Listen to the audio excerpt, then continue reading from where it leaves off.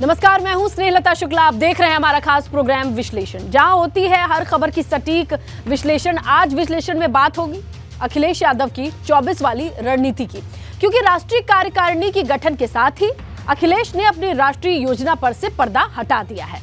अखिलेश ने तय कर दिया है कि वो लोकसभा का चुनाव किस मुद्दे पर लड़ेंगे। दरअसल समाजवादी पार्टी ने साफ कर दिया है कि उसकी राजनीति अब पिछड़े, दलित और मुसलमानों के इर्द गिर्द ही घूमेगी।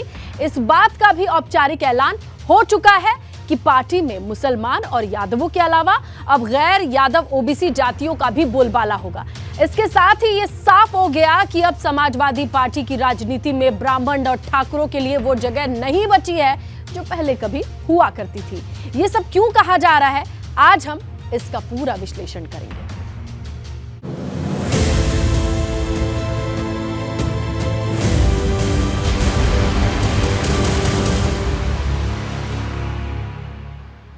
सीधी सी बात यह है कि उत्तर प्रदेश में मंडल कमंडल वाली पॉलिटिक्स शुरू हो गई है और इसके सूत्रधार हैं स्वामी प्रसाद मौर्य, जिन्होंने रामचरितमानस के मुद्दे पर बयान देकर विवाद खड़ा कर दिया और अखिलेश यादव उससे एक कदम आगे ले गए।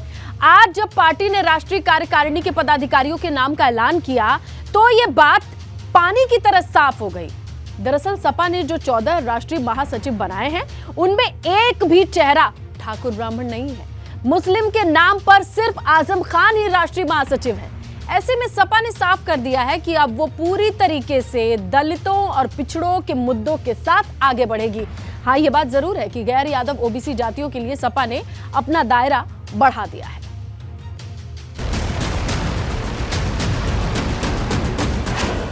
गोल गमार शूद्र पशु नारी सकल ताड़ना से ब्राह्मण क्षत्रिय वैश्य शूद्र सब समाज की नारी, इनको ताड़ना मतलब आवश्यकता पड़ने पर दंडित करना या इन पर जो भी कहते हैं इनकी भाषा में कि निगाह रखना, तो हम ये कह रहे हैं इन्हीं दोनों को और किसी चीज की मांग करना अपराध नहीं।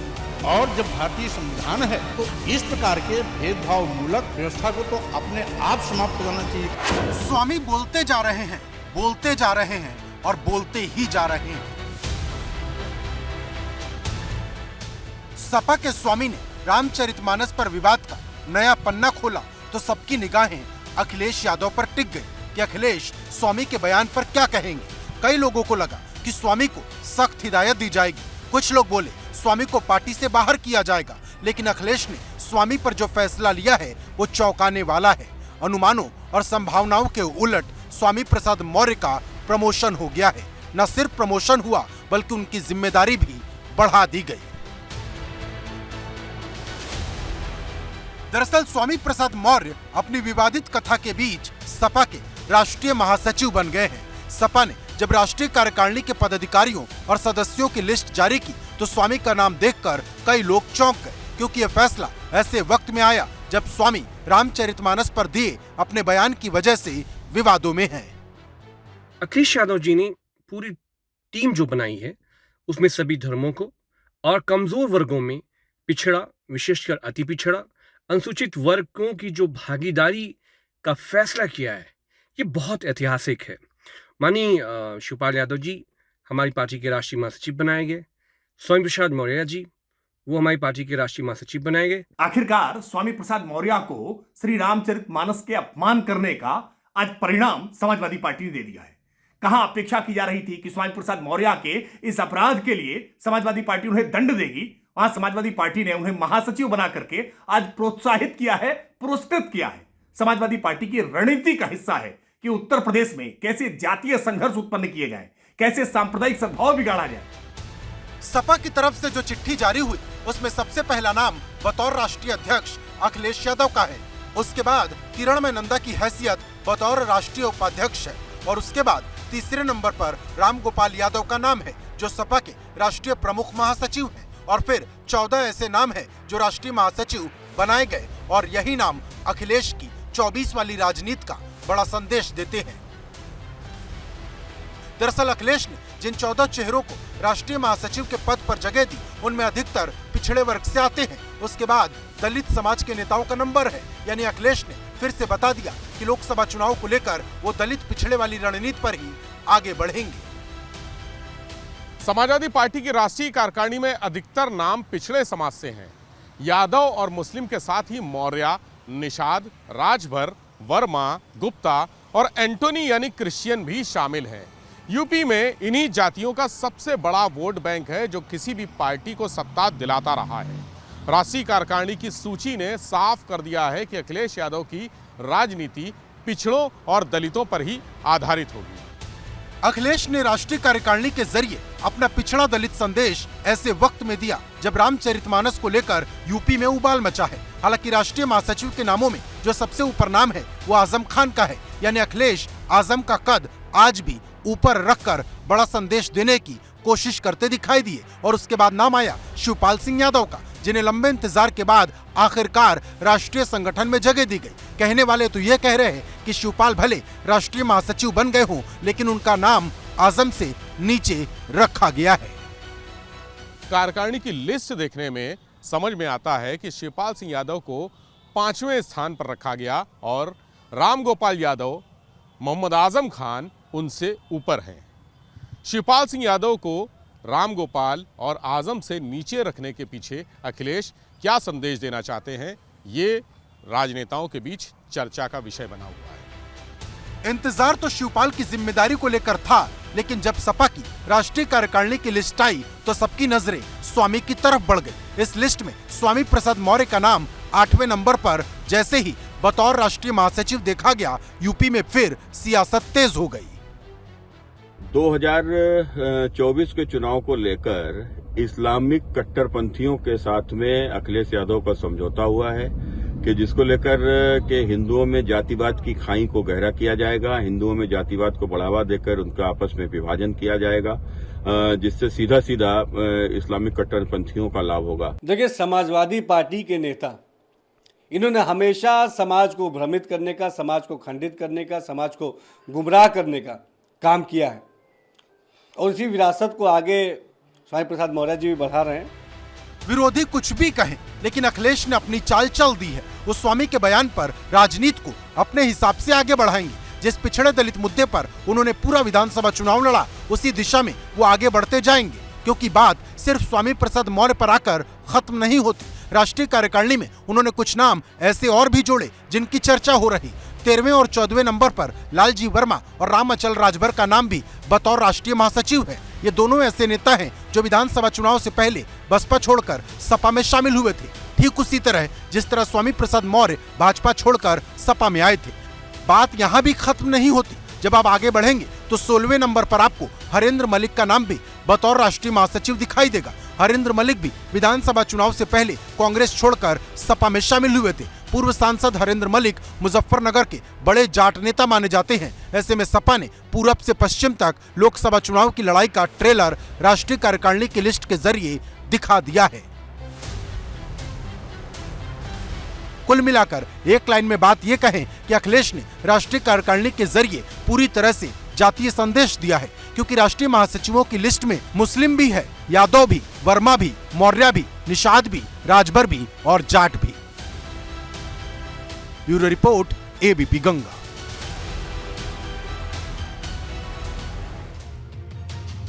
स्वामी प्रसाद मौर्य के सियासी रामायण के बाद अखिलेश ने जिस तरीके से शूद्र वाली राजनीति के साथ एंट्री की है, उससे साफ हो गया है कि अखिलेश के मन में क्या चल रहा है।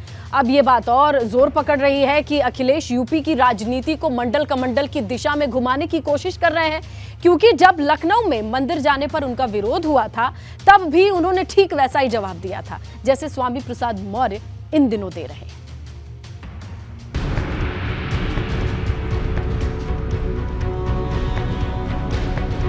स्वामी प्रसाद मौर्य के बयान के बाद सिर्फ यूपी की सियासत में ही नहीं, समाजवादी पार्टी के भीतर भी एक ऐसा तूफान उठा था जिसने पार्टी को वैचारिक तौर पर दो हिस्सों में बांट दिया। मनोज पांडे और राकेश प्रताप सिंह जैसे सपा विधायक स्वामी के बयान के खिलाफ खड़े हो गए, तो दलित और पिछड़े वर्ग से आने वाले कई नेता स्वामी के साथ हो गए। मुद्दा धर्म से जुड़ा था तो अखिलेश खामोश थे, एक ऐसे मौके की तलाश में थे जहां से विवादों के सांप को मारकर लाठी बचा लेने का रास्ता निकाला जाए। और वो मौका तब आया जब लखनऊ में पीताम्बरा महायज्ञ का आयोजन हुआ। लंबे इंतजार के बाद अखिलेश पूरी तैयारी के साथ सामने आए। कहा जा सकता है कि स्वामी पर स्टैंड क्लियर करने के लिए अखिलेश ने धार्मिक माहौल को चुना, लेकिन अखिलेश महायज्ञ में पहुंचते उससे पहले हिंदू महासभा ने उन्हें काले झंडे दिखाकर उनका रास्ता और आसान कर दिया। स्वामी ने शूद्र वाली जो सियासत शुरू की थी उसे अखिलेश ने एक कदम आगे बढ़ा दिया। बीजेपी के लोग पिछड़ों को शूद्र, दलित को शूद्र मानते हैं। बीजेपी के लोग हम सबको शूद्र मानते हैं। उनको ये तकलीफ है कि हम उनके धार्मिक स्थान पे क्यों जा रहे हैं, गुरु संत लोगों से आशीर्वाद लेने के लिए। भाजपा आई, इन्होंने भेजा और कोई प्रशासन का, पुलिस का अधिकारी नहीं था। बीजेपी बेरोजगारी, महंगाई का मुकाबला नहीं कर पा रही है, इसलिए इस तरह के काम कर रही है। बीजेपी की सरकार ने जानबूझ करके एनएसजी हटाई मेरी। मैं आज समझ सकता हूँ कि एनएसजी क्यों हटाई, सिक्योरिटी क्यों कम की, घर क्यों छीना, आज मैं समझ सकता हूँ। यानी अखिलेश ने अपनी एनएसजी सुरक्षा हटाए जाने को भी शूद्र वाली सियासत से जोड़ दिया। अखिलेश स्वामी के सवाल पर बहुत कुछ खुलकर तो नहीं बोले, लेकिन स्वामी प्रसाद मौर्य को नई जिम्मेदारी देकर उनका कद बढ़ाकर बहुत कुछ साफ कर दिया। समय बदलता है, समय बदलेगा तो उन्हें भी पता लग जाएगा कि इसी तरह की व्यवस्था उनके लिए होती है। स्वामी प्रसाद मौर्य जी को मैंने कहा है कि जाति जनगणना के आंदोलन में आगे बढ़ें। शनिवार को अखिलेश ने स्वामी की जिम्मेदारी का मौखिक ऐलान किया और फिर रविवार को उन्हें राष्ट्रीय महासचिव बनाने वाली चिट्ठी भी जारी हो गई। यहाँ ये भी जानना जरूरी है कि शनिवार को स्वामी प्रसाद मौर्य ने अखिलेश से जाकर मुलाकात की थी। इसके बाद अखिलेश स्वामी की राह पर ही चल निकले, क्योंकि अपने विरोध को लेकर अखिलेश ने ठीक वैसे ही ट्वीट किए जैसे स्वामी पंडा पुजारियों को लेकर करते और उन्हें घेरते आ रहे। अखिलेश ने लिखा, आज भी कुछ लोग मंदिर प्रवेश का अधिकार हर किसी को नहीं देना चाहते। सच तो यह है कि जो किसी को मंदिर जाने से रोके वो अधर्मी है, क्योंकि वो धर्म के मार्ग में बाधा बन रहा है। यानी अखिलेश ने अपना मत साफ कर दिया है। वो स्वामी के साथ चट्टान की तरह खड़े हैं। अब सवाल यह है कि क्या सपा के वो नेता भी स्वामी के साथ खड़े होंगे जो रामचरितमानस की चौपाई पर दिए स्वामी के बयान से स्वामी का विरोध कर रहे, क्योंकि स्वामी के कंधे पर अब सीधे अखिलेश का हाथ है। देश के दलितों, पिछड़ों, आदिवासियों का अपमान है और जो बात रखी गई जाना चाहिए कि नहीं, स्वाभाविक रूप से हटाया जाना चाहिए। क्या बोला इस पे? अखिलेश जी से क्या बात हुई? अखिलेश जी से आप स्वयं पूछिएगा। आपकी क्या बात? हमारी जो वार्ता हुई मैंने बता दिया। मैं सच के साथ खड़ा हूँ, आज भी मैं अपने स्टैंड पर कायम। कुल मिलाकर स्वामी प्रसाद मौर्य ने इस लड़ाई को जाति वाली लड़ाई बना दिया है। यानी वो एक तरफ पिछड़ों दलितों को खड़ा करना चाहते हैं तो दूसरी तरफ अगड़ों को, ठीक वैसे जैसे सपा ने विधानसभा चुनाव के दौरान करने की कोशिश की थी। इसके लिए स्वामी प्रसाद मौर्य अपनी ही पार्टी के अगले नेताओं को निशाने पर लेने से नहीं चूक रहे। जो भी विरोध में है वो संत, महंत, धर्माचार्य के अलावा एक जाति विशेष के लोग हैं। अगर वर्ण व्यवस्था के आधार पर किया जाए, 3 वर्ण व्यवस्था के साथ लोग हमारे साथ हैं, 1 वर्ण व्यवस्था के लोग अलग थलग पड़े हुए हैं। यानी लड़ाई सीधे सीधे मंडल कमंडल वाली दिशा में बढ़ रही। ऐसा क्यों है इसे भी समझिए। दरअसल यूपी में 45% ओबीसी हैं। इनमें यादव, कुर्मी, मौर्य, जाट, राजभर, लोधी, गुर्जर, निषाद, केवट, मल्लाह जैसी बिरादरी है, जबकि दलित 21% हैं। इसमें जाटो, पासी, कोरी, धोबी, खटिक, धनगर और वाल्मीकि जैसी जातियां हैं, जबकि सवर्ण 18% हैं। इनमें ब्राह्मण, राजपूत, वैश्य, भूमियार और त्यागी आते हैं, जबकि मुस्लिम 16% हैं। यानी सवर्णों को छोड़ दें, इस 82% आबादी में मुस्लिम ऐसा वर्ग है जिसे सपा अपने साथ जोड़कर पहले से चलती रही है। और उसके बाद है ओबीसी और दलित, जिसमें भाजपा ने जबरदस्त तरीके से सेंधमारी की, खासकर दलितों के उस वर्ग में जो मायावती से छिटक गया। अब रामचरितमानस के सहारे सपा की कोशिश इसी दलित वर्ग को खींचने की है। सपा को लगता है इसी रणनीति से ओबीसी वर्ग में भी सेंधमारी की जा सकती है।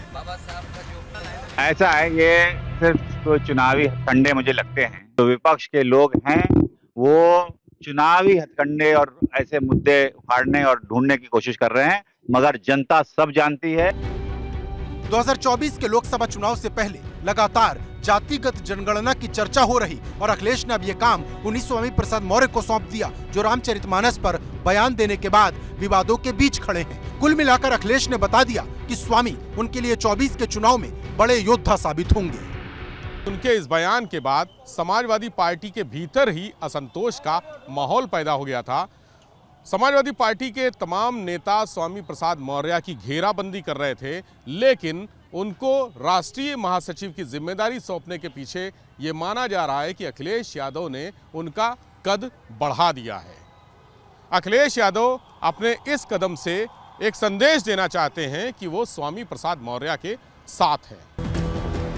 स्वामी प्रसाद मौर्य पहले बसपा में थे, फिर भाजपा में गए और अब सपा में हैं। और अखिलेश को उन्होंने अपने तर्क से न सिर्फ सहमत किया है बल्कि उसी दिशा में चलने के लिए राजी भी कर लिया है। ये वो दिशा है जो 24 के चुनाव को मंडल कमंडल वाली राजनीति के बीच में लाकर खड़ा कर देगी। Bureau report, ABP Ganga. अब ये कहा जा सकता है कि स्वामी के कंधे पर अखिलेश का हाथ है। सपा ये मान करके चल रही है कि अगर कुछ विशेष जाति के लोग उसका विरोध कर रहे हैं तो वो इस विरोध को सहने के लिए तैयार है। हालांकि अखिलेश अभी भी इस बात पर पूरा जोर दे रहे हैं कि इस विरोध के चलते उनकी छवि भगवान विरोधी या धर्म विरोधी ना बने। यही वजह है कि मंदिर जाना नहीं छोड़ते, यज्ञ में शामिल होना नहीं भूलते, चंदन लगाना नहीं भूलते।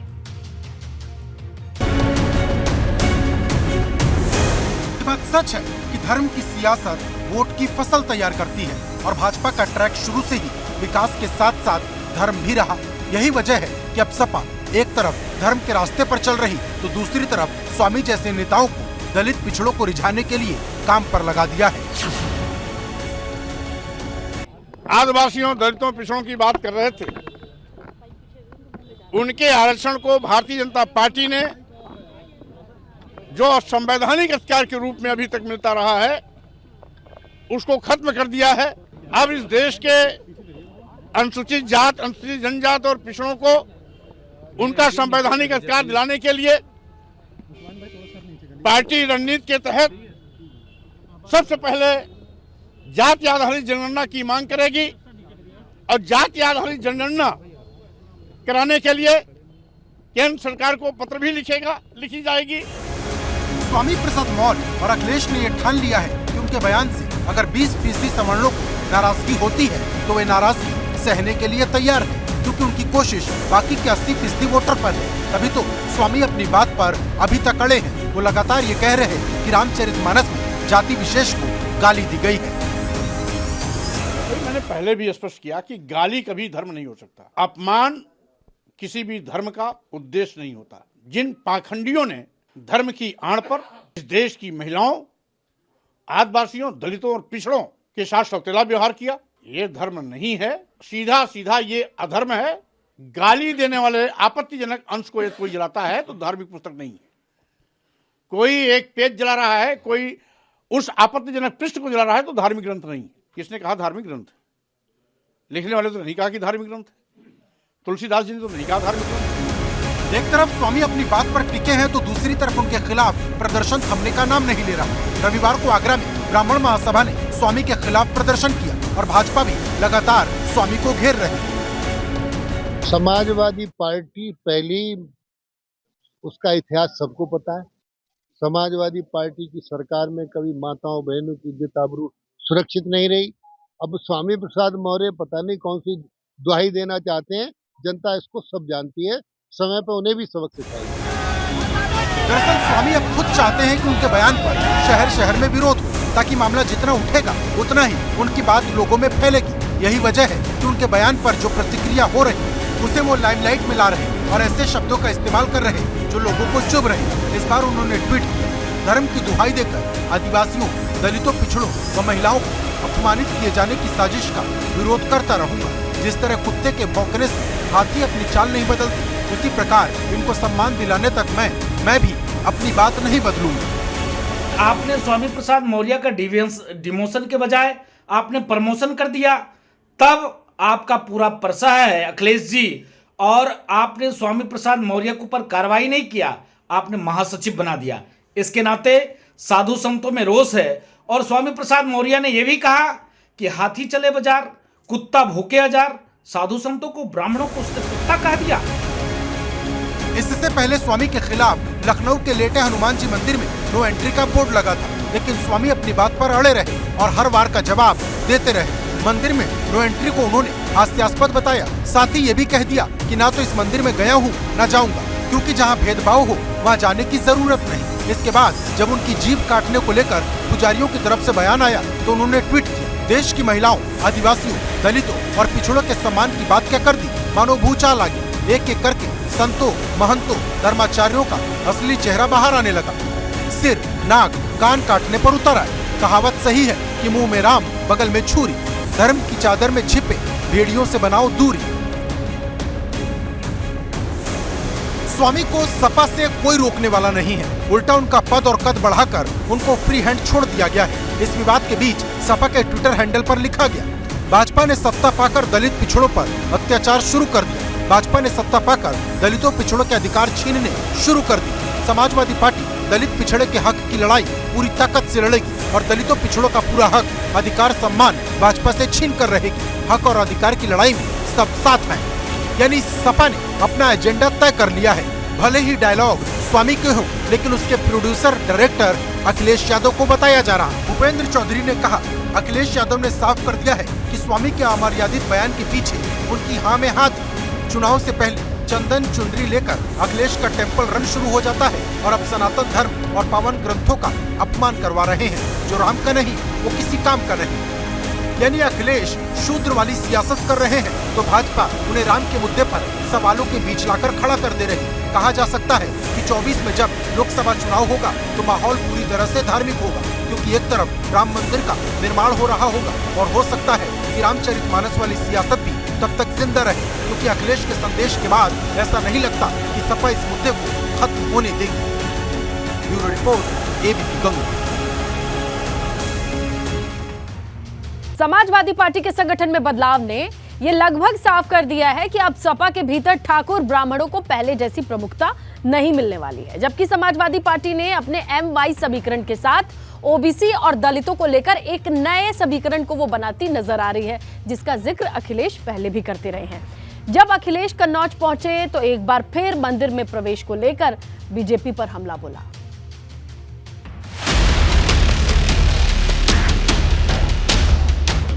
अखिलेश यादव ने तय कर लिया है कि वो 24 की लड़ाई को किन मुद्दों पर ले जाना चाहते हैं, क्योंकि जब रविवार को कन्नौज पहुंचे तो एक बार फिर मंदिर के मुद्दे पर ही भाजपा को घेरने की कोशिश की।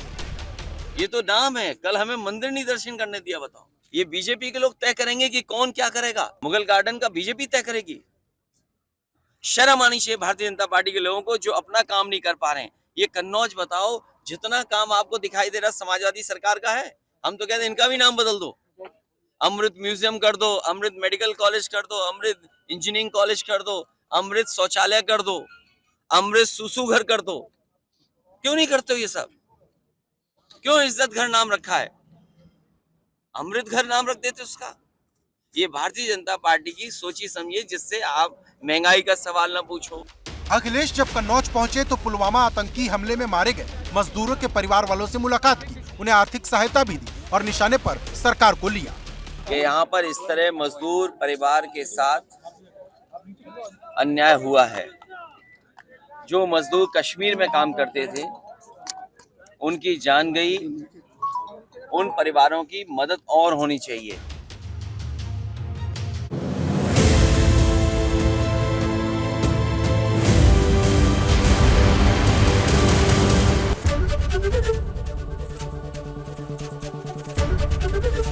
एबीपी गंगा, खबर आपकी, जुबान आपकी।